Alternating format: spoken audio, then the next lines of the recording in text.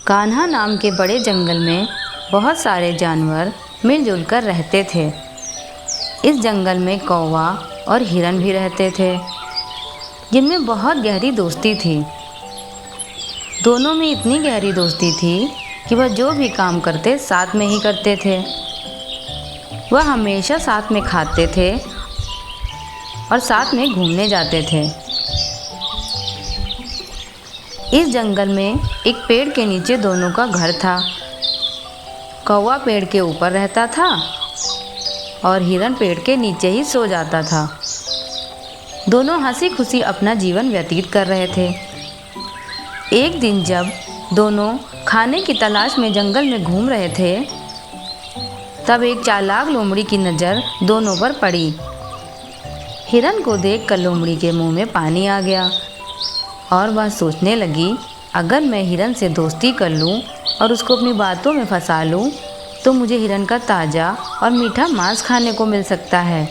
लोमड़ी अपने मन में यह योजना बनाकर उन लोगों का पीछा करने लगती है और मौके की तलाश में रहती है कि कैसे हिरन से दोस्ती की जाए। एक दिन हिरन अकेले ही जंगल में खाने की तलाश में गया। लोमड़ी इसी मौके की तलाश में थी। वह धीरे से हिरन के पास गई और बोली, अरे दोस्त, कैसे हो? इस जंगल में मैंने तुम्हें पहली बार देखा है। अचानक से अजनबी लोमड़ी को देखकर हिरन घबरा गया और उसकी तरफ देखने लगा। तुम कौन हो और तुम मुझे अपना दोस्त क्यों बोल रही हो? मैं तो तुम्हें जानता भी नहीं हूँ और अजनबी लोगों से मैं मित्रता नहीं करता हूँ। मुझे क्षमा करना, मैं आपका मित्र नहीं बन सकता। मेरा पहले से ही एक मित्र है। तब लोमड़ी ने दिमाग लगाया और उसको अपनी बातों में उलझाने लगी और हिरन से बोली, मैं बहुत अकेली हूँ, मुझसे कोई दोस्ती नहीं करना चाहता है। सारे लोग मुझे छोड़कर चले गए हैं, लेकिन जब मैंने तुमको देखा तो अंदर से मेरा मन बहुत खुश हो गया। अगर तुम मेरी दोस्ती को स्वीकार कर लोगे तो मुझे बहुत खुशी होगी। यह कहते हुए लोमड़ी अपने आप को बहुत दुखी दिखाने का प्रयास करती है। हिरन लोमड़ी की चालाकी को समझ नहीं पाता और उसको दुखी देखकर उसकी मित्रता को स्वीकार कर लेता है। उसके बाद दोनों एक दूसरे के साथ काफ़ी समय बिताने लगे और नए दोस्त को पाकर हिरन कौवे को भूल जाता है। एक दिन बातों बातों में लोमड़ी ने हिरन से बोला कि तुम्हारा घर कहाँ है? क्या तुम मुझे अपने घर ले चलोगे? मैं देखना चाहता हूँ तुम्हारा घर कहाँ है। तब हिरन बोलता है, तुम तो मेरे मित्र हो, मैं तुम्हें अपना घर ज़रूर दिखाऊंगा। मैं यहाँ पास में एक पेड़ के पास रहता हूँ। इसके बाद दोनों हिरन के घर की तरफ जाने लगते हैं। तभी दूर से कौवा इन दोनों को अपने घर की ओर जाते हुए देखता है। धीरे धीरे दोनों घर के पास पहुँचे और हिरन कौवे से बोला, कौवा भाई, यह लोमड़ी जंगल में बिल्कुल अकेली है और इसका कोई मित्र भी नहीं है। इसका स्वभाव बहुत अच्छा है, चलो हम दोनों इसके मित्र बन जाते हैं। कौवा हिरन की बातें सुनकर बहुत आश्चर्यचकित हो जाता है और बोलता है, हिरन मेरे दोस्त, क्या तुमको यह नहीं पता कि लोमड़ी दूसरे जानवरों का मांस खाती है? इसके ऊपर हम कैसे विश्वास कर सकते हैं? मैं तो इसके साथ मित्रता नहीं कर सकता और मैं तुम्हें भी सलाह दूंगा कि जितनी जल्दी हो तुम भी इससे दूर हो जाओ, वरना तुम्हें बहुत पछताना पड़ेगा। यह कहकर कौवा वहाँ से उड़ गया। लेकिन हिरन लोमड़ी की चालाकी को नहीं समझ पा रहा था और उस पर आंख बंद करके विश्वास करने लगा था। उसके साथ समय बिताने लगा था। एक दिन दोनों जंगल में घूम रहे थे। तभी लोमड़ी बोली, मेरे दोस्त, यहाँ पर खाने के लिए केवल सूखी घास ही मिलती है, लेकिन मैं तुमको एक ऐसी जगह ले जाऊंगी जहाँ पर अनेक प्रकार की हरी भरी और स्वादिष्ट सब्जियाँ मिलेंगी, जिनको खाकर तुम्हें बहुत खुशी मिलेगी और तुम तंदुरुस्त हो जाओगे। हिरन लोमड़ी की बात मानकर उसके साथ खेत पर गया। वहाँ पर पहुँचकर वह बहुत खुश हुआ, लेकिन उसने अपनी पूरी ज़िंदगी में इतनी सारी सब्जियाँ नहीं देखी थी। वहाँ पर अनेक प्रकार की स्वादिष्ट सब्जियाँ लगी थी। जिनको देखकर हिरन के मुंह में पानी आ गया। वो बहुत प्रसन्न हुआ और उसने लोमड़ी से बोला, तुम्हारी वजह से ही मुझे इतनी हरी भरी और स्वादिष्ट सब्जियां खाने को मिलेंगी।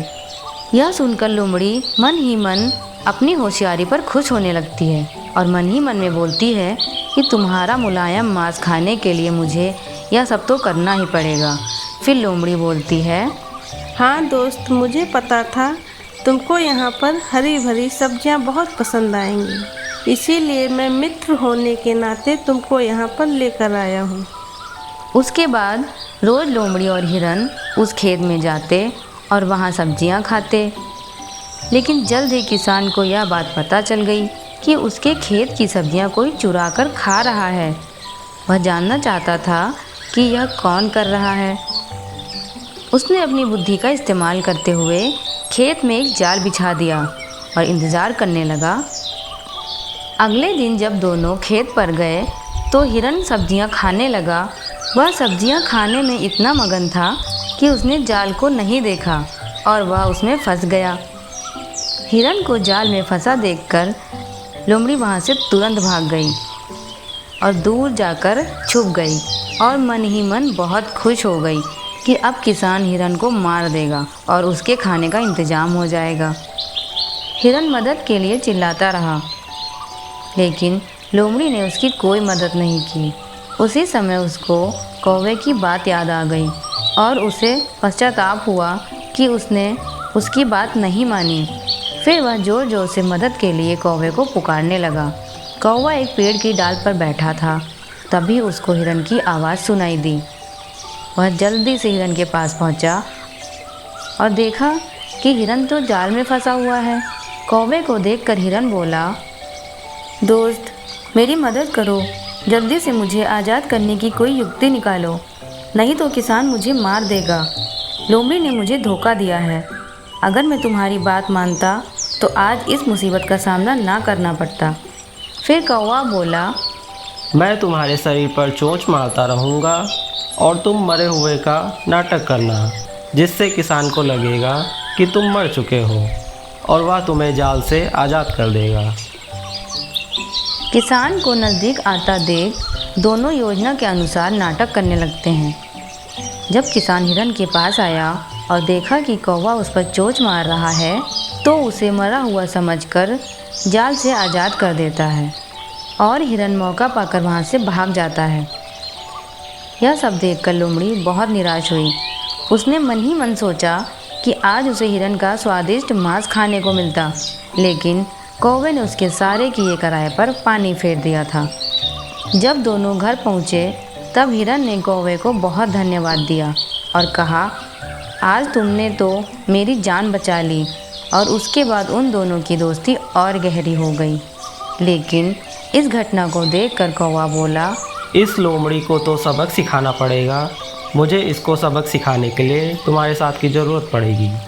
जिस प्रकार लोमड़ी ने तुम्हें धोखा दिया है, उसी प्रकार उसका विश्वास जीतकर तुमको भी इसी तरह फंसाना है। हम भी उसको किसान से पकड़वाएंगे। इस प्रकार दोनों योजना बनाते हैं और बहुत खुश होते हैं।